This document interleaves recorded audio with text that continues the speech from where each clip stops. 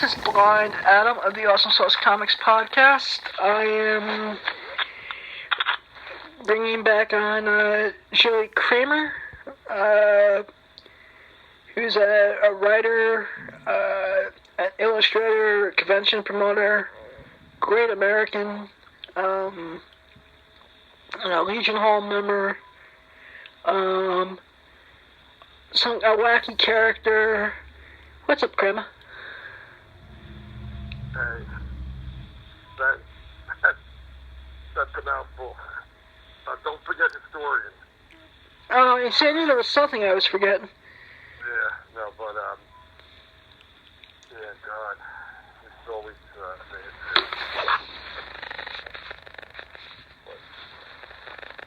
anyway, thank you very much for that. My pleasure. So, what's new in as of late? Well, I just spent a weekend, with, Stranko, you know, he was one of the honored guests at the Garden State, Comic Set in Morristown, and one of my friends came up with me and we said, you know, I'm usually there at these events, you know, and I get my, you know, passes as either media or guest or VIP or what have you, but, so that was nice, and I did say I was going to bring an assistant with me, and I was able to, you know, do my usual thing, you know, which is collect for the charity to help the disabled veterans, and also to, I usually speak to some of the creative people about, you know, their latest projects and things like that. Yep. So, you know, pick up some. So, overall, how was Garden State? I thought everybody there was very nice. It was some really great guests. And, you know, Stranko was his usual self. You know, he's always very good to everybody. He always seems to have the longest line, and it's just consistent. It seems. And he does not leave the building until he's given full attention to every person who came there to see him. So I've always admired him for that. And following the event, we went to a local diner. So, of course, the conversation was mostly the history of the comics, and Jim was sharing a lot of, you know, it's funny because my friend who, he's one of my proteges, and he was up in Florida, and so he actually coincided with this event, so he was observing, and the Stranko at the dinner table, Stranko and I were the ones that were most vocal about, you know, different things and concerning the history. And he said that my usual, because he sees how I am when I speak with people, and there's a way that I get people to talk about the most provocative subjects, things that you would, matter of fact, a lot of people talk to me about things that they would never seem to talk to anyone else about. So I'm very glad that I have that ability. And, of course, he was on about it. It's like, oh, you're the king of all media. You're the one that got all the important information. And I said, well, we're having different is that I probably won't really mention too much of it because, and a lot of the things that people reveal to me, a lot of times, end call, pound, zero. Necessarily in print or out to the public because people share such intimate things with me, and there's a lot of industry inside stories that I'd rather not share, but I'll say one thing, though, and I think I can say things in this degree. Goodman did notice Stranko, and that was a great thing, and that was something we pointed up. We did speak a little bit about, I brought up Martin Goodman, and, again, I just happened to mention how frustrating it was that a lot of people don't... Pound and high and pound. Mm-hmm.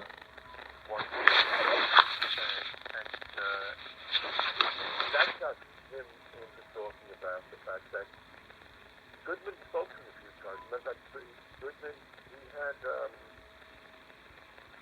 certain dealings with Goodman that were, really interesting. I'm not going to get into that too much, but I'll say this. Goodman noticed him. Goodman, a lot of things, here's the thing with Goodman. He really, there was a point where he was just going to drop the comics line, and, that was in the 50s. I mean, it was just not productive. Kirby came in and turned that all around. He said he would do it, he did it.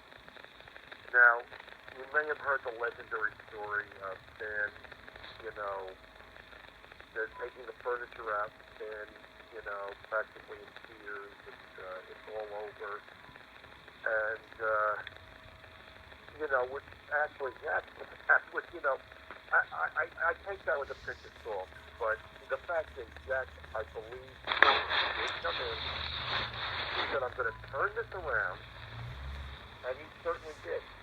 In 56 and 57 at Atlas, and this is before Fantastic Four and the birth of the Marvel Age. He kept Marvel going so that they didn't not only did that create the Marvel Age, really, but he kept things going so that, 5 years earlier, so that there could be the Marvel Age, that they would still be comics like this. Goodman had a magazine line, which was his primary concern. And what happened was he said, the hell with this. I'm not making undisrupted, idiotic comics line that he never really seemed to pay much attention to. The other parallel I'll tell you is this. When Stranko told me that Goodman actually appreciated what he did for Marvel, which is construction, anything that involves money, Goodman notices that right away. But it's not just that. There are some people that went above and beyond, and it did generate a lot of money. And I mean, between the reprints and everything else, and the prestige that some people gave Goodman's line of the comics and magazines. And I'm going to tell you, he did the same thing with somebody that worked in one of his men's magazines. This guy did... What magazines? Goodman had all these men's magazines, like, in other words, stuff that men would like, scantily clad women, detective stories, weapons, all kinds of, if you look on if you would have looked on the newsstand, back, 50 years, 50, 60, 70 years ago. Pound, 0, 8, 6, 5, 4, 2, 1, show. Provocative subjects that, 10, 1, 2, 3, 4, 5, 6, 8, 9, pound, and high. By pound, 0. Provocative titles and very provocative, pictures of women and, just tackling subject matter that would appeal to men. Phone, 2 new missing photo show. Keypad, select recent, favorite, lock add to locked favorites. Tab. 1 of 5. Recent. Select keypad. Voicemail. Voice keypad. Select recent. Favorite. Lock disk. Add to share contact. Add to favorite. Send message. Text. Note. Call. Text. Mobile. Show. Missing. Edit. All contact. Recents. 2 items. Tab. 2 of 5. Mm-hmm. stranko brought that up. But another thing, though, when I mentioned that, but he knows how I feel. And that theory that,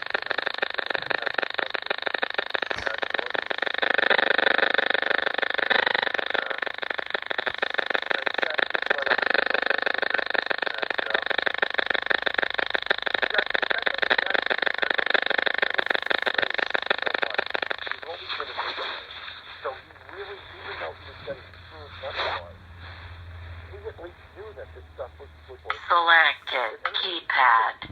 Voicemail. Keypad. Selected. Contacts. Recent. Favorite. Recent. Selected. Keypad. Voicemail. Voicemail. Tab. 5 of 5. Voicemail. Keep. Selected. Notes.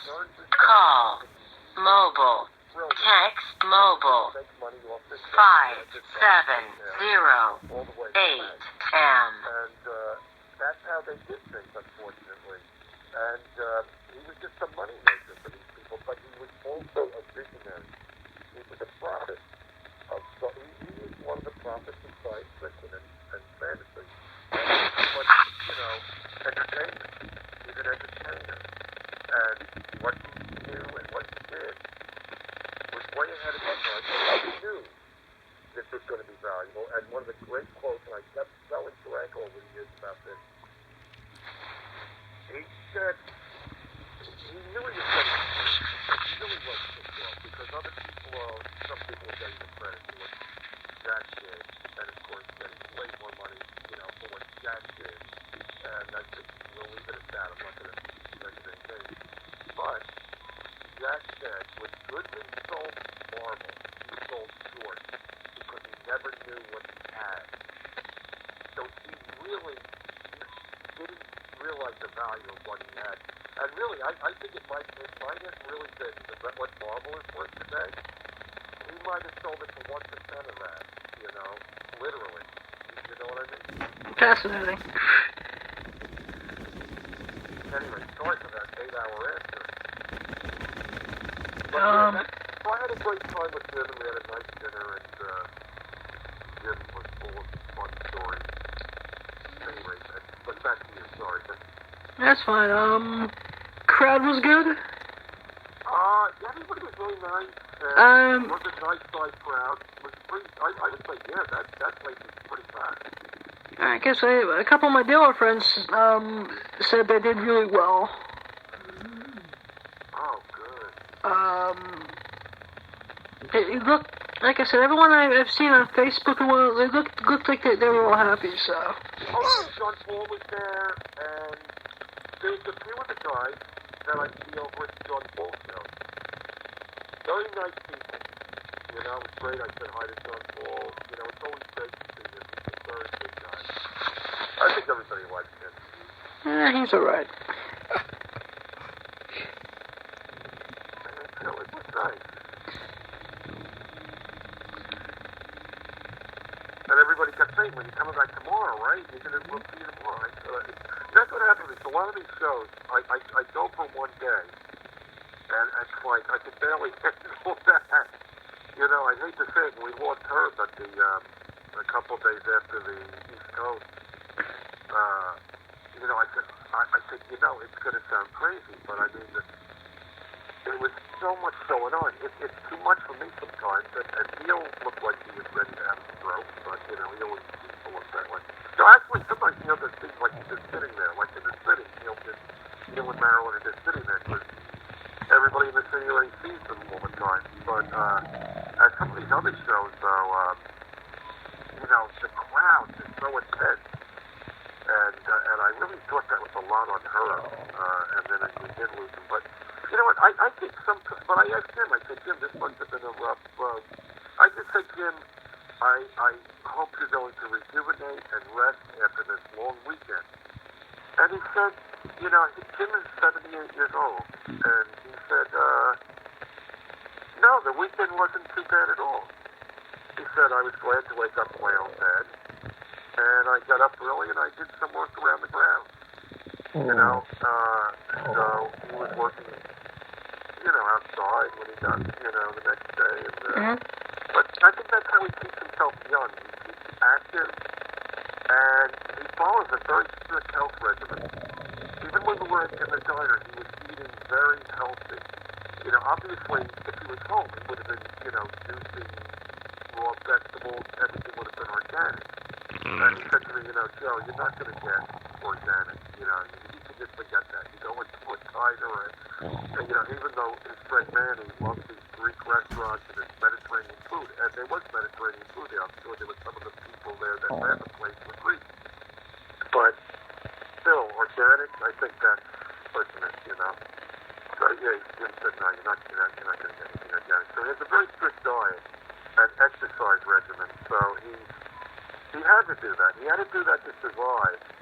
And the interesting thing with Jim is that he had he grew up in an archaic commonwealth of an archaic feudal system.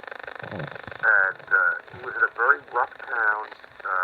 The people really were like psychotic. For him to go home from school or wherever he would be going on the way back to his house, he'd have to pass through a gauntlet of all kinds of psychopaths, like these loonies you see in Gotham or something. I mean, I know it sounds crazy, but he took up boxing, and he got really involved in some stories. That's another thing that he brought up when we were eating. You know, I already knew all about he's been in literally, you know, he said he really averages maybe 300 fights he's been in.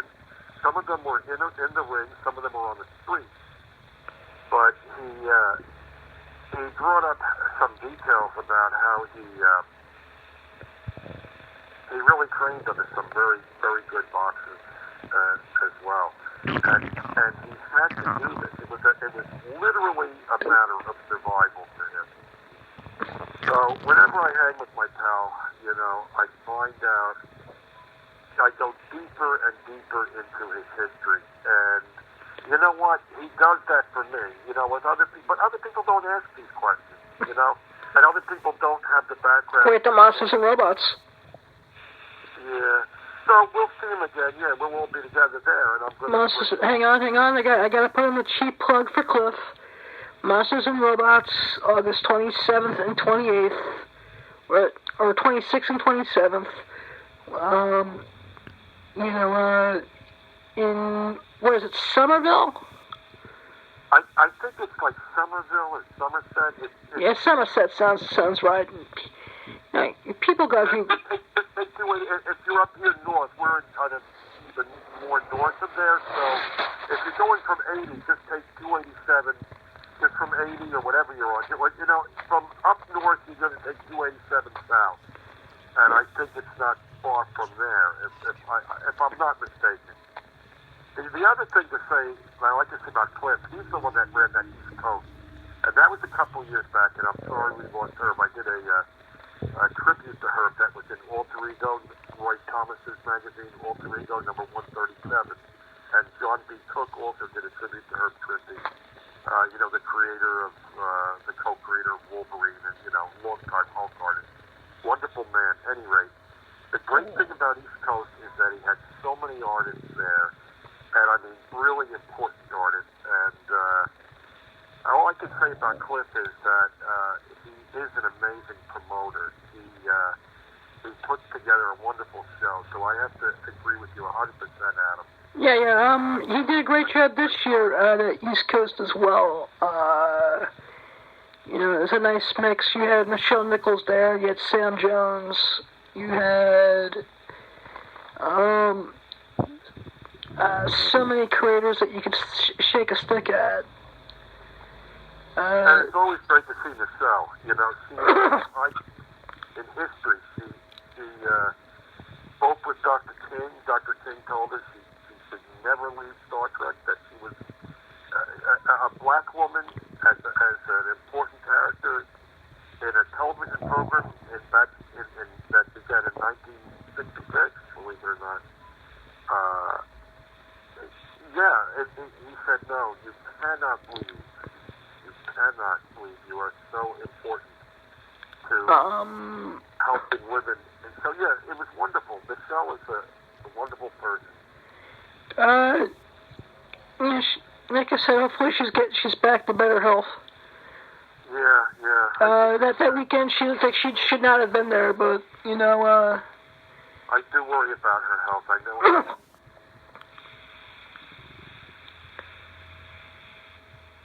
And, but Monsters and Robots on the 26th and 27th, or 27th and 28th, 27th and 28th, if I'm not mistaken.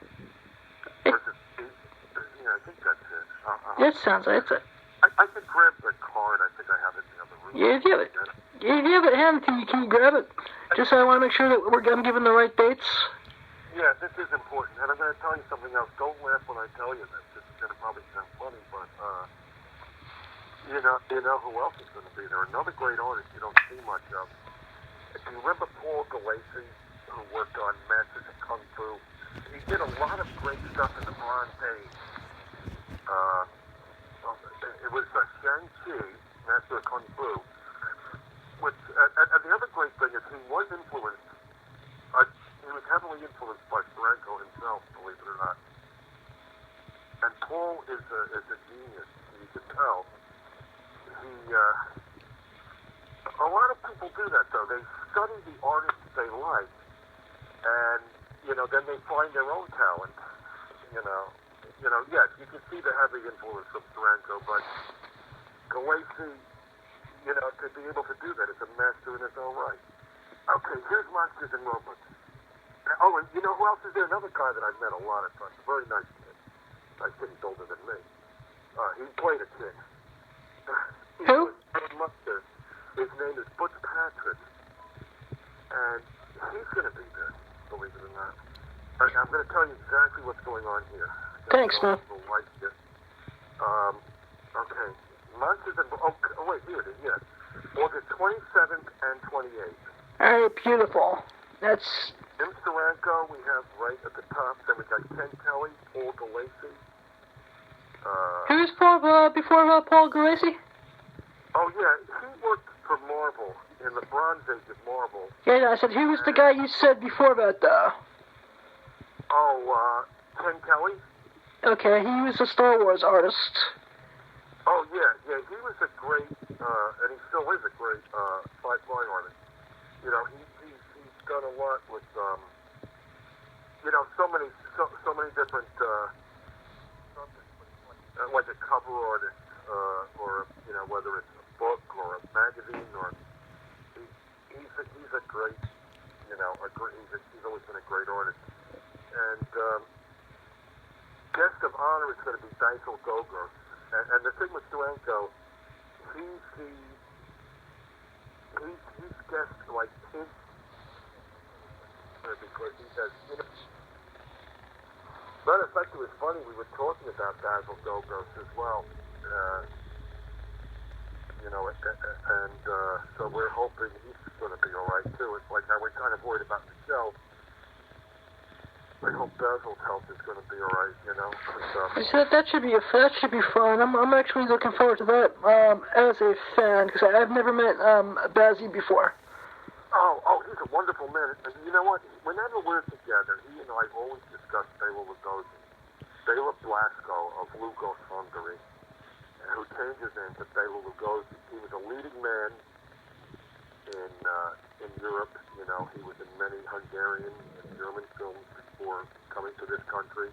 And in this country, he became famous as Dracula, and will be ever linked to Dracula and the horror film. Although literally he was a great leading man actor. Unfortunately, he was typecast. But not only that, Dysel Gogos does not only beautiful artwork of Bela Lugosi, but also Boris Karloff, Peter Cushing, Vincent Price, Christopher Lee, Ingrid Pitt, who played Countess Dracula. Matter of fact, I've met Vincent Price, Peter Cushing, and Ingrid Pitt at a few different times, and I was very fortunate to have met with them. But I'll tell you this, Dysel is one of the best cover artists, one of the best painters. Not only the technique and the realistic drawing, which is, but it goes beyond realism. There's a great beauty to it, and the colors he uses, the vibrant color. there's so many aspects to the genius of Basil Gogo. So, yes, you're in for a treat to be meeting with him. Trust me, I'll bring you over to him too. I'm sure he'll be really glad to meet you. He's been one of the nicest people you'll ever meet. Sweet.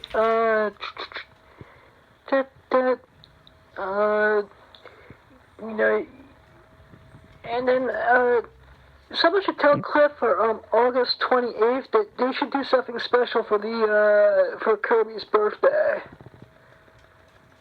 Oh, yes, that's very important. Yeah. Matter of fact, speaking of Kirby, I know this is going to sound crazy, but I wanted to tell you something before I even got into anything much because one of the greatest things was was that, and one of his first jobs was working for Victor Fox, and,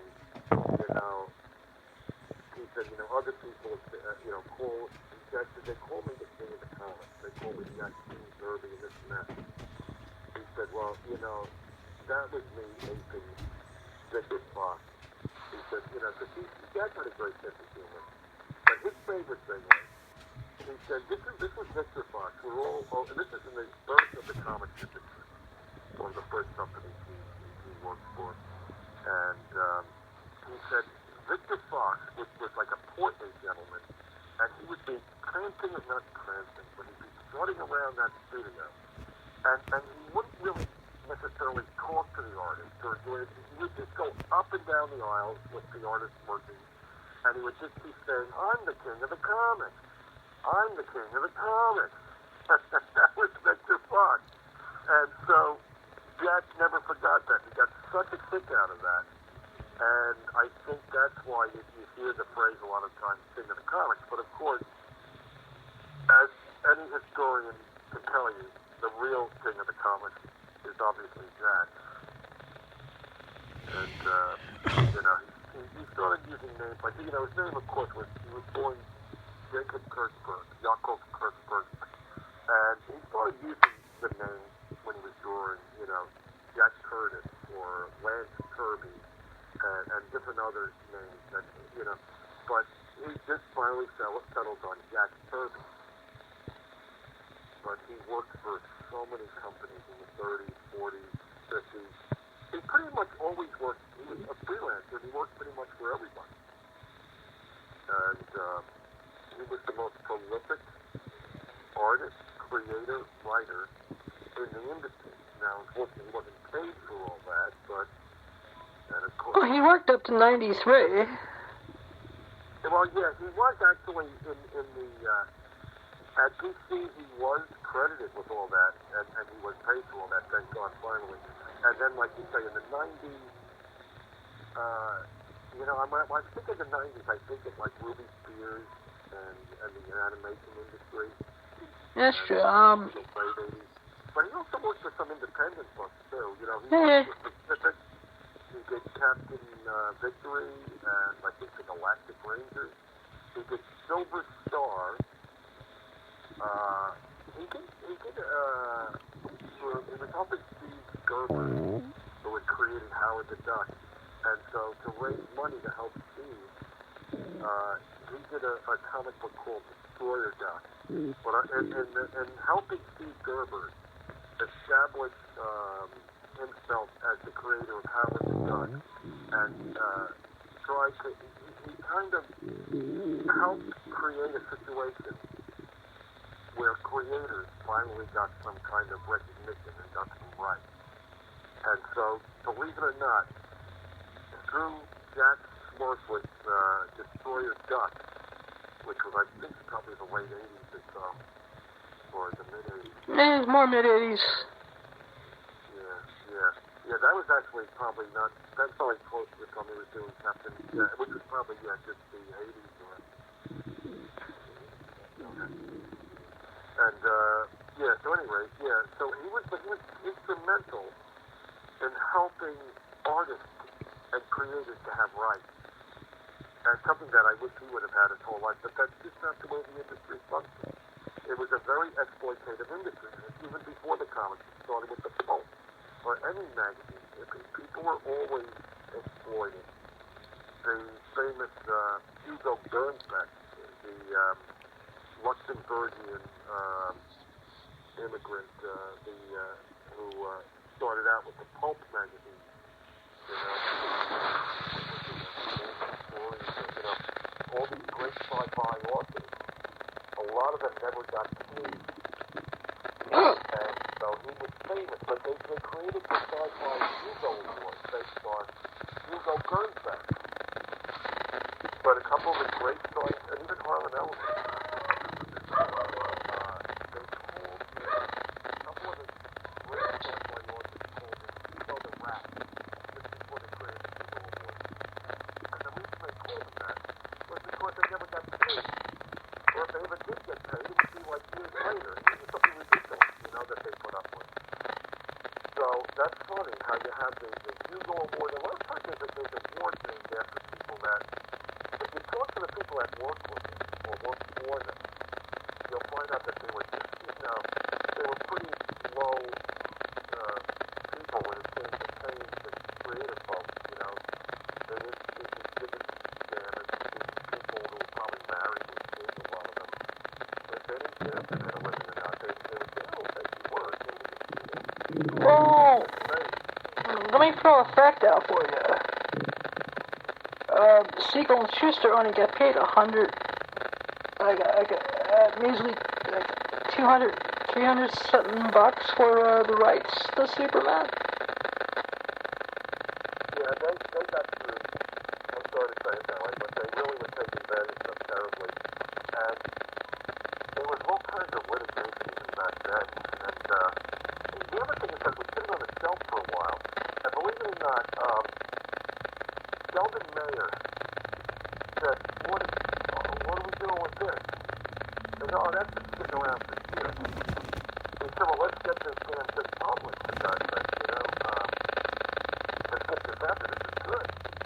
So, believe it or not, Sheldon Mayer recognized that this was a great book. And the funny thing was that, it's not funny, the tragic thing was that people in Houston were terribly exploited, and they, for years, you know, they weren't compensated. Believe it or not, Jerry Robinson and Neil Adams, so Neil Adams primarily went to the newspapers, you know, he would look at, like, the motion picture, Richard Donner, you know, the first one, and Marlon Brando was in the motion picture, Christopher Reeve, you know, so, this was like making a lot of money, and, you know, meanwhile, people in Houston were living in abject poverty. So Neil Adams brought attention to this, public attention to this, and I think Jerry Siegel and a few others, they did cartoonist organizations and so forth, from, you know, Jerry Robinson, you know, who was also kind of exploited, just like Bill Finger, you know, people that were working for. I actually think Bill Finger got the worst, But anyway, they will help them. yeah. No, actually, the point I was trying to make was I think out of Sherry and or Bill, I think Bill got effed in the A worse than Jerry. Bill Finger. Yeah. Yes, you know, Stranko was another one that was very good to people like Bill Finger or Wally Wood or any of the guys that, if anyone seemed to be, like, you run into the artists and they looked like they were starving, so Jim would take them to put a good deal in them, and then he'd stick some money in their pockets, and that's the way Stranko was. But, you know, and he was pretty much talking about how Bill Finger, you know, and he said, I'll never forget this, he said Bill Finger had a hand in the actual creation of the Batman and we know what he said, you know. In other words, Bronstein had all these ludicrous ideas that really didn't make any sense. And so a lot of the stuff that he really had how we know Batman today, a lot of those costumes were created by Bill Finger. And I think the way Tarantula was saying, that was one of the great story itself, it was saying, Jerry and Bill Finger, Jerry Robinson, Bill Finger, whoever was working on Batman, Bob Finger takes half their money. First of all, the money wasn't great for the Finger. So he's getting all, all these other people that did all the work, and he's getting half their money, and then he's getting all these other residuals or whatever. He was one of the few people that actually made a deal where he actually made money. He was like the opposite of Steele and Schuster. Whereas the creators of Superman got terribly, exploited and risked their life in abject poverty. The so-called creator of Batman, I would like to have all the credit for it, even though the other guys pretty much did most of the work. Pretty much all the work, and he made a fortune, comparatively, it's unheard of, The comics artists and creators were pretty much living very meager wages, very poor lives, not any great lifestyle. So it's sad. It's sad for a lot of people. So you know what I mean. You know the history pretty well as well. Yeah.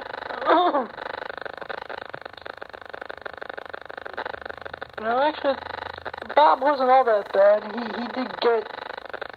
There is a urban legend that he hooked up with Marilyn Monroe before she was Marilyn Monroe. So I'll give him props. Yeah. How he loves glorifying himself.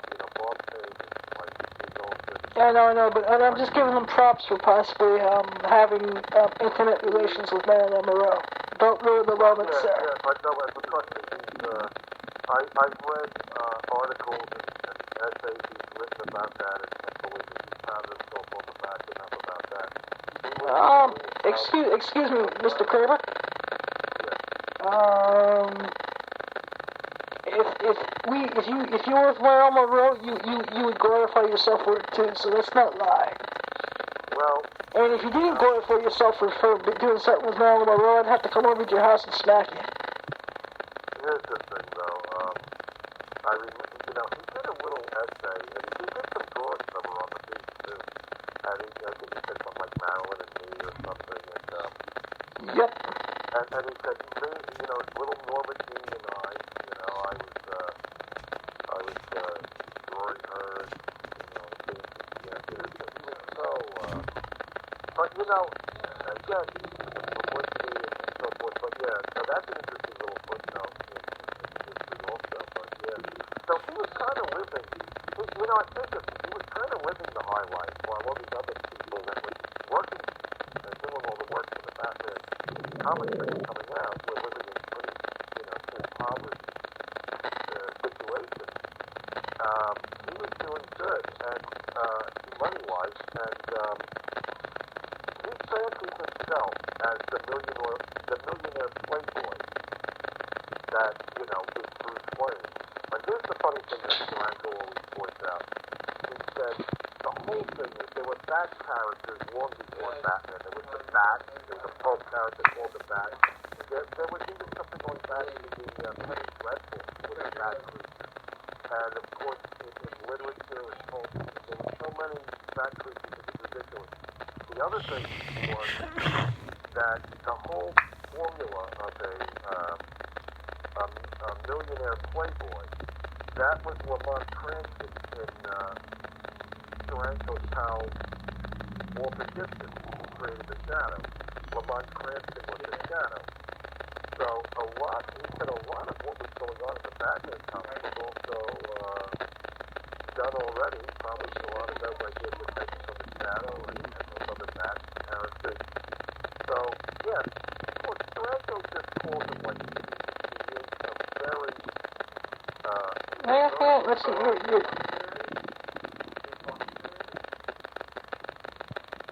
Wait, what? No, never mind. Don't worry. It's background. But, he is a great historian, and he's very detailed. He really knows his history. yeah, definitely. And there, of course, was that famous incident between me and Bob Crane. Yeah, let's not talk about that one on the air, because I'm saving it for Monsters and Robots, because I want him to tell me that story in person. Yeah, he'll tell you. He loves telling that story. Yeah. I want to get that on the show. Yeah, it's better to hear it from him. Yeah. I mean, I've heard it on YouTube, but I want to hear it from his own two lips. No, trust me. He tells that story all the time. That's one of his favorite stories. Yeah. But the other thing we should really discuss are throwing some Jack.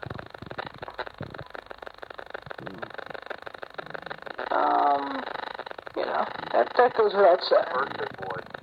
Matter of fact, I'm gonna get something out some clips in the next few days, and I am gonna mention that clip. Yeah, actually, here's an idea. Great idea, yeah, because that is Jack's birthday. Yeah, hang on a second. Here's an idea, and I don't know why I give people ideas when I'm actually doing this thing, but that's part of the beauty, I guess. Matter of fact, Jack would be, let's see, he would be 100. No, 99. Yeah. That's something, isn't it? So, the following year will be Jack's 100th birthday. But I'll tell you quickly, this will be Jack's 99th birthday. Yeah, but you know what he should do? He should get Jillian as a guest. I knew you were going to say that. I'm going to mention that too. All right, I will. Well, you have contact information for him. I don't, so I would appreciate that. Yeah, I'll definitely, I'm pretty sure it's my contact info. If not, I think I can look him up as my contact info. All right, in the 50 notebooks you got? Oh, it's not just that. I think he's in my computer somewhere too. Wow, I was gonna try to make a joke, but I won't. Well, you know me with the different notebooks, yeah, like that's like a needle in a haystack, but Yeah. funny enough, I do seem to find this occasionally. Like I have days where I just look through my old notebook, and you'd be surprised at all the contact info I have. And the funny thing with me is, sometimes 90%. I don't know if it's 90%, but it seems to be a high percentage of people that I don't contact. So I do have their contact info, and I have spoken with them. And some of these are very important people. And the important thing is to get a hold of them sometimes. The other thing is also interviews. People tell me so much that is so personal and so private, and some great stories inside the industry. And there's a lot that I don't reveal. But I mean, I'm saving that for, there's a book that Stranko does encourage me to do. And that's really to, I mean, there are some people that did really backstabbing things to other people in the industry. And he feels I should tell those stories. I think you should too. What you do is let's make a deal. Let's make a deal. I don't know what it is, but some people said to me, Joe, people will tell you things that they'll never tell to anybody else. And I've had that happen to me my whole life. I mean, it's not just celebrities. I mean, I'll meet somebody for the first time. It's almost like, it's like that movie, that where Fox's brother, for some reason, he's the most thing.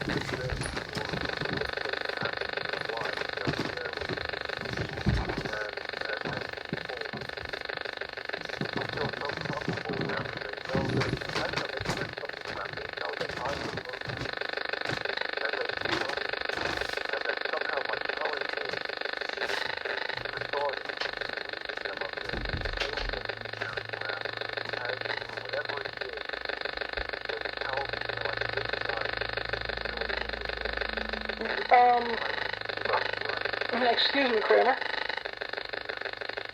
That's because you have the gift of gab, man. That's a good thing, actually. But this is what I suggest you do. Yeah, we'll do a collaboration. You write the book, and I'll get a sexy voice actress to read the book, and then we'll have her read the book your book on the podcast. Well, the whole dirty laundry will be aired, and it will just be awesome and amazing. That would be really great. Especially with the sexy women. Well, you gotta be good for something, though.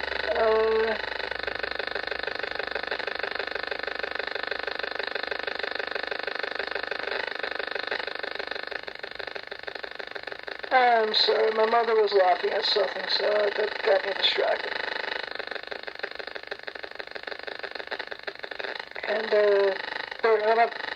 And I have a sister-in-law who's going to be having a child any day now, so... Yeah, thanks. I'm looking forward to being an uncle. I was with 3 girls yesterday. I got a 1 and 3 and 4. Wow. I don't envy that. I don't. You gotta be like... Those were my grands. Yeah, you have to be like dark side just to keep up with all that. Well, my nephew, sometimes he can go back and do a lot of things. So I'm so proud of him. I want his education to have this compassion to be able to believe it.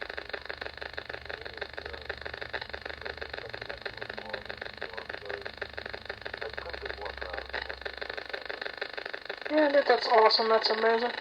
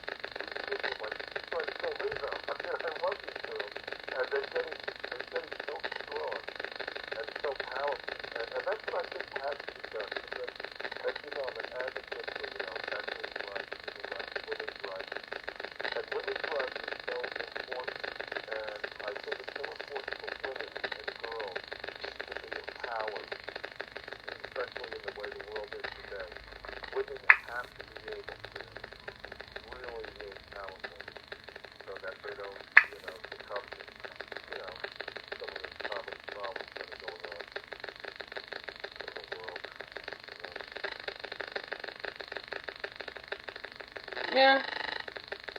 As I learned this week, you never know, so you just gotta find the things you love in life, and find the people you love in life, and just take care of them and enjoy the time you have, because you never know.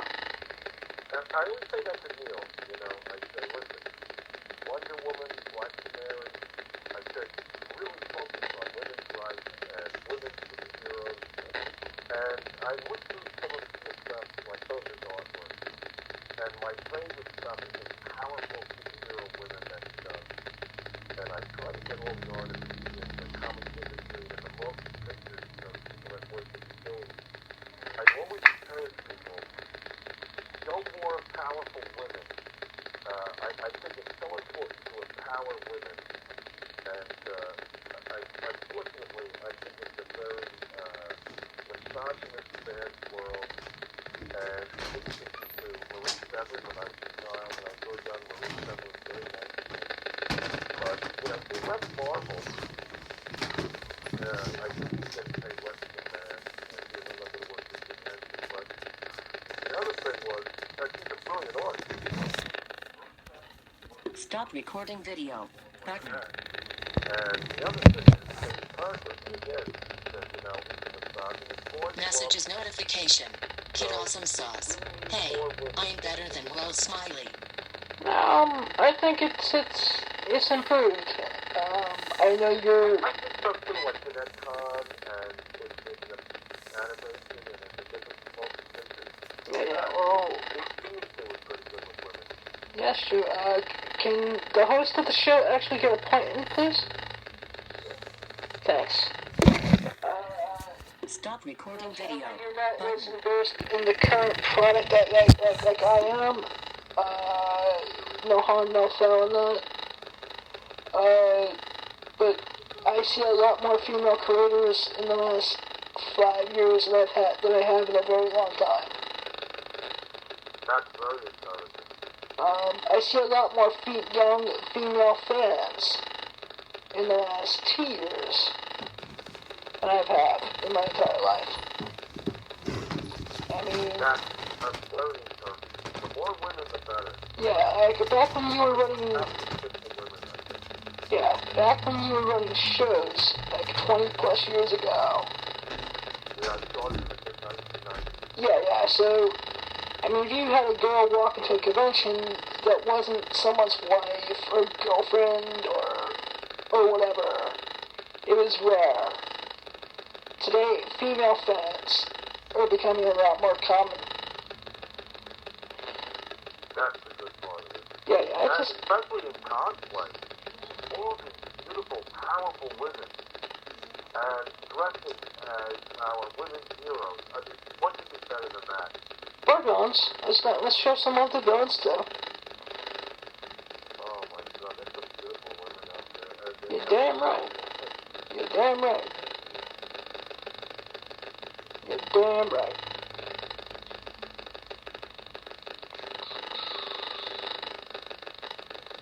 I wanted to get your take on this. You're as a Star Trek fan, and this will probably be the last topic of the night.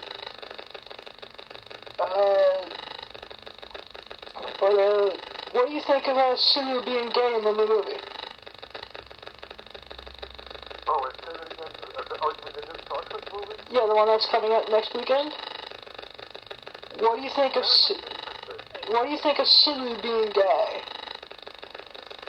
Oh, so he'll be openly gay in the film? Yeah.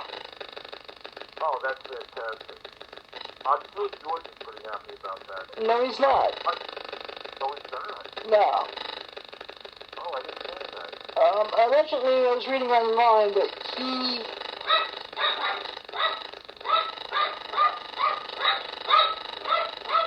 Dogs, cats...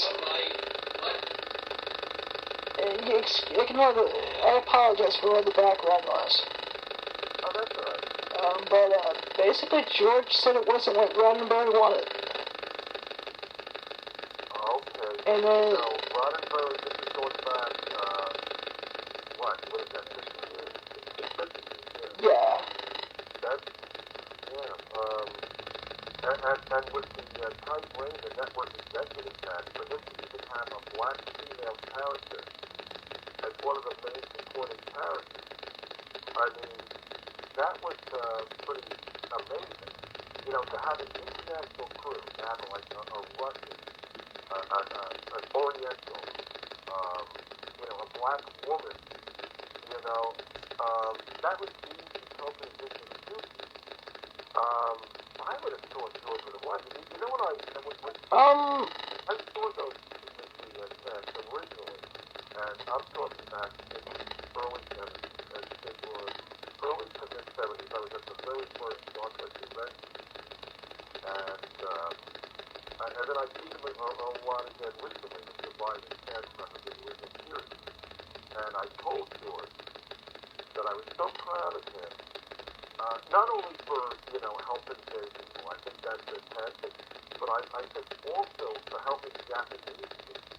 The fact that he has, he's done this over the years of his life, where he has books or mentions about the Japanese internment camp, during the Second World War, because that's an experience they had as a child.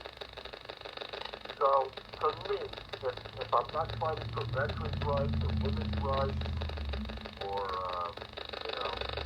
black, for me, like I go to this various meetings in the city with just people that are, like, fighting for all the causes, and I'll make a beeline, I'll just go right over the black, a bunch of Black Panthers. So, I'm always fighting for black rights, women's rights, every type of human rights there is, and So this thing was a gay guru for me. As you know, anybody that I feel is being marginalized or victimized by hate crime, I'm always standing up for, especially women, because I feel women are really, 1% of women who are assaulted in the military or on college campus is it ever brought to justice. And speaking of gay rights, from what I've been led to understand with people that really are big activists in these issues, whether it's a woman or a man on a college campus or in the military, if they get sexually assaulted, 1% is ever brought to justice, 1% of the cases. If that, man. Yeah. So, That's the reason that in that case... And putting an end to these hate crimes and these horrible... The other thing I have to say with young people, if you're at a party and you have a drink, do not let that drink out of your sight. People put drugs in a drink, and that's it, man. I got no patience for anybody taking drug in somebody's drink. Let's put it that way. Excuse me, Kramer. Yeah, Kramer. Sorry, I'm on one of my rants, sorry. Yeah,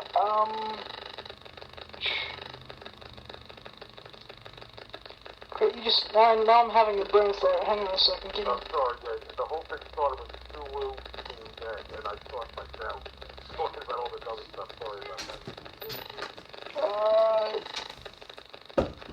So George is against that, so you're saying? Yeah. But I think he was trying to protect the integrity of the character than anything else. But it makes perfect sense. Well, I mean, it never was mentioned in the original series. Of course, they would never put something like that up. Oh, no, actually, George wanted Roddenberry too, and Roddenberry just didn't think he could get it past the censors. Right. Same thing with Harlan Ellison had problems with, if it wasn't for Gene Roddenberry having his top writers work on the rewrite, Kingdom at the End of Forever would never have been shown. Because there were certain things that Harlan had in the original script that was not going to get past the censors in any way, shape, or form. Other than the rewrite they did, which I do feel kept a lot of the heart and the elements of the genius of what Harlan had done, but it was coupled with, the people who really were with Roddenberry from the beginning and who really understood the character. So it was speaking with, it was the fan base. It's the all-time most popular episode, Kings on the Edge of Forever. I have a question that Film Files magazine you bought off of me a while back. Was that the show script in there, or was that the unedited script in that?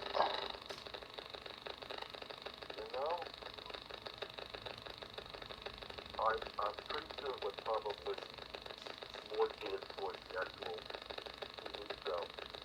But I'll tell you where you can see Harlan's original script. And believe it or not, this is a paperback book I have that goes back to, it probably goes back about 40 years. It was called Sixth Grade Science Fiction Plays. And one of the plays was The City Under the Forever.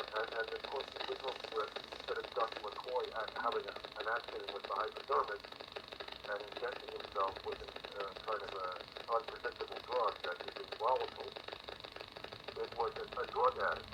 It was a drug addict on the ship that they Spock and Kirk got to go back in time and stop him from changing history. With McCoy, of course, it's a hypo accident. And, but I mean, in other words, there's no way that the censors, the two could have ever let them do a story about a drug addict going back in time. Alright, that's cool. Actually... Of course, Harlan was furious. Harlan never took any crap from anybody. Harlan is a very tough little guy. Actually, he took his credit is no longer on the episode. Holy cow. Well, Yep. he's probably very angry. It was a matter of principle for him. He never wanted to put up with the short-sightedness of editors or suits, that they call them, that were getting in the way of the art. People wanted to be creative, and the creatives were always at the mercy of these people that were so far behind them. Someone like Carlin Ellison was way ahead of his time. But he's also a tough little guy. He was a short guy who had to fight off like 5 or 10 anti-Semitic thugs at a time. And he didn't take any crap from anybody. And he held his own against a bunch of anti-Semitic cowards that he was, he wasn't about to give in to these little cowards that, 5 or 10 guys ganging up on one little guy. So the funny thing was, Kirby was like that too. And so was Stranko. They're like the little guy, but these are the guys that are going to beat them with the crap out of 5 guys at once.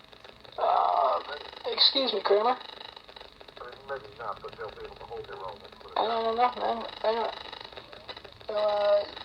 You never underestimate the little guy, because they're the ones who can really whip some ass. And on that, my friend, I'm going to say thank you so much for coming on. Hey, I'm glad to have been on. Yep. All right, man. You have a great night, my friend.